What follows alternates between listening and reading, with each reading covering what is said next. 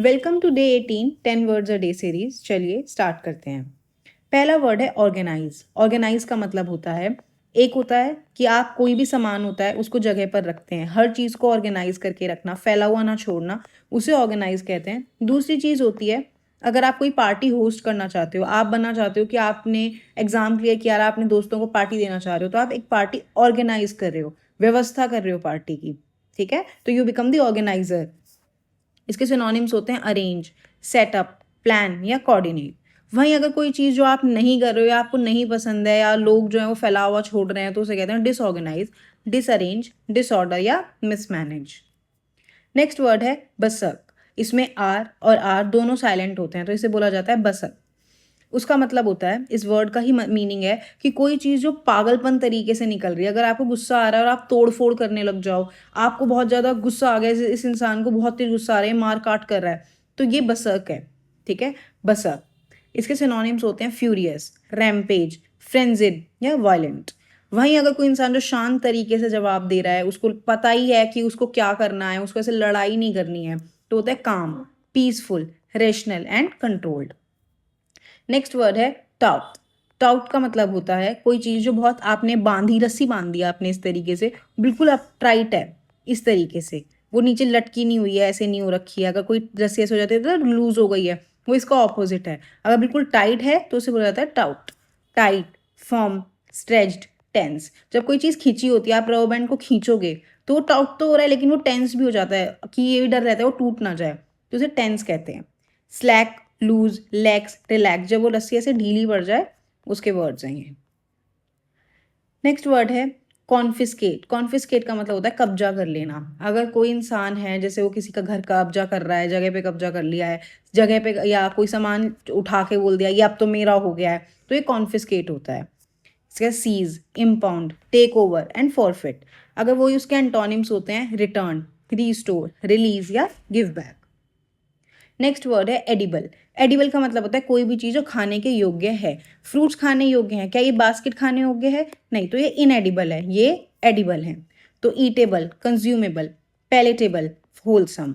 Antonyms होंगे जो खाने के योग्य नहीं है। अब मेरे सामने पेन रखा हुआ है, मैं खा सकती हूँ? नहीं, वो इनएडिबल है, अनईटेबल, पॉइजनस या टॉक्सिक। नेक्स्ट वर्ड है इलेबोरेट। इलेबोरेट का मतलब होता है कोई भी चीज़ को समझाना पूरे विस्तार तरीके से। अगर मैं आपको एक टॉपिक दे रही हूँ कि आपको पॉलिटी पढ़नी है, पॉलिटी को मैं एक एक टॉपिक को आपको खींच खींच के मतलब पूरा समझा रही हूँ, उसे कहा जाता है इलेबोरेट। जैसे पेपर में भी आता था ना, define photosynthesis and elaborate it's process, मतलब पूरा विस्तार से बताओ। तो इसका होता है detailed, explain, expand and clarify. वहीं उसके एंटोनिम्स होते थे कि ब्रीफ में बताओ, छोटा सा आंसर लिखना है, कंसाइज, शॉर्ट या समरी। नेक्स्ट वर्ड है डिप्लोरेबल। डिप्लोरेबल का मतलब होता है कि कोई चीज़ जो कि बहुत ही दर्दनाक है, बहुत ही शर्मनाक है, कोई ऐसा काम जो गलती से हो गया है, या फिर कोई चीज़ जो कि गलत हुई है, आपके नज़रों में भी है कि वो काम गलत है, बेकार है, उसे कहा जाता है deplorable. Shameful, disgraceful, awful, reprehensible. वही उसके एंटोनिम्स होंगे कोई काम कराया और उसकी तारीफ हो रही है, प्रेज वर्दी, admirable, honourable and commendable. Next word है ट्रेम्बलिंग। ट्रेम्बलिंग का मतलब होता है कांपना। कोई भी चीज़ें, जब हमें बुखार होता है तो हम कांपने लगते हैं, तो उसे कहा जाता है ट्रेम्बलिंग। तो शिवरिंग, क्विवरिंग, शेकिंग या जिटरी।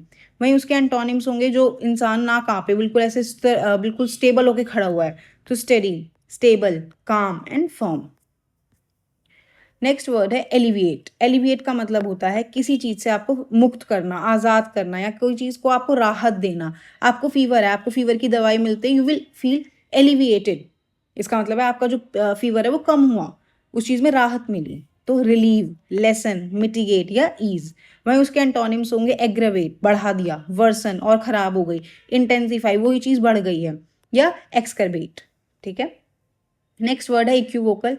ये पहले भी करा है। वो इंसान, वो चीज़ जो आपके लिए स्पष्ट नहीं है। अगर मैं आपको बोलूँ यहाँ रास्ता है, ये दो रास्ते हैं, यहाँ से जाना है आपको, आप बोल रहे हो शायद मैं यहाँ से भी जा सकता हूँ, शायद मैं यहाँ से भी जा सकता हूँ, तो आप क्लियर नहीं हो कि आपको क्या करना है, या कोई दो बातें आप बोल रहे हो कि मेरे को उसने बोला कि वो अच्छा है, पर उसने ये भी बोला वो गंदा है।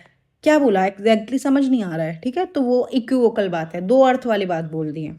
एम्बिग्यूअस, अनक्लियर, वेग एंड इनडेफिनेट। वहीं उसके एंटोनिम्स होंगे जो clear, unambiguous, specific and explicit.